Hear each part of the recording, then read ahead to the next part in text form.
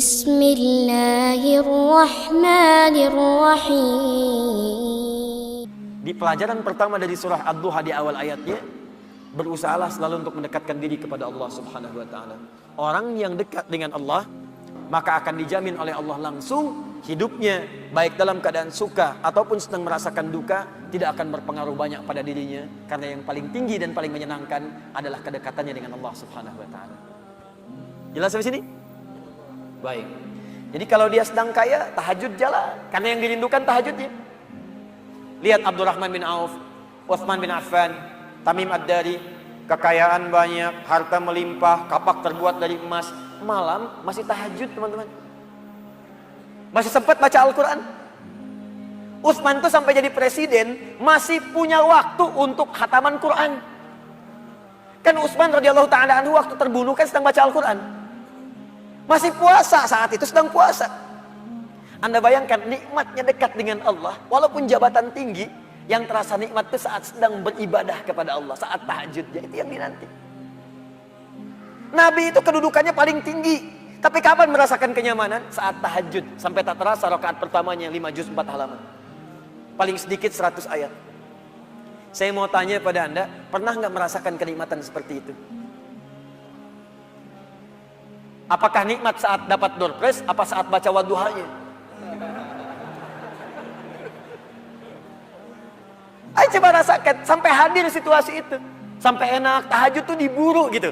Bukan karena IPK-nya dapat 4. Bukan karena dapat proyek besar.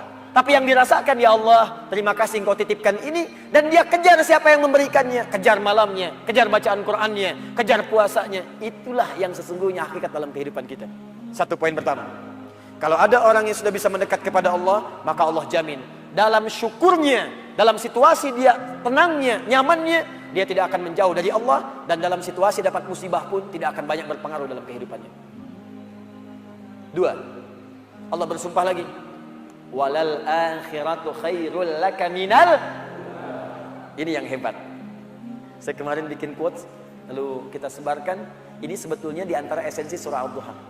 Kata Allah, Muhammad, saya bersumpah kepadamu, yakinkan pada jiwamu, nanti saat kamu ke akhirat, suasananya akan lebih enak dibandingkan dengan sekarang.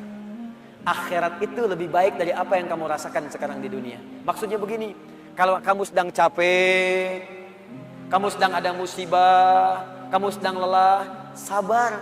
Nanti kalau sudah pulang, semuanya akan hilang. Memang dunia itu tempat capek, karena memang tempat beramal. Sholat di dunia, kerja di dunia, puasa di dunia, baca Quran di dunia. Kenapa kita kerjakan? Supaya cari bekal untuk pulang ke akhirat. Nanti kata Allah kalau sudah pulang semuanya akan hilang. Jadi tenang aja teman-teman. Capek cuma sebentar. Ya, capek cuma sebentar. Lelah, gak apa-apa. Namanya juga dunia. Dunia itu memang tempat capek. Kalau nggak mau capek, ya pulang. Dunia itu tempat capek. Dan kita memilih untuk hidup. Maka jalani itu, nikmati saja, kerjakan aja. Setiap kerja ada pahala, setiap kerja ada pahala, setiap sholat pahala, baca Quran pahala, niat mencari nafkah karena Allah pahala, merawat anak pahala, memberikan ASI pahala. Gak apa-apa, memang capek. Memang ya dunia sifatnya capek. Setiap tahapan tuh capek lagi, biasa. Supaya dapat bekal. Bukankah orang kerja dapat gaji? Dan enak kan kalau gajian? Dan kalau sudah dapat gaji, lupa kan 29 hari ke belakang? Anda itu bekerja, kerja, berangkat gelap, pulang gelap. Tapi kalau sudah dapat gaji, semua itu kan hilang lupanya. Pergi ke Lembang, ya, jalan sama keluarga. Ada yang ke Palembang, beli pempek. Ada yang ke Lembang, beli mak Lembang. Ada. Semuanya kayaknya hilang aja. Besoknya kerja lagi.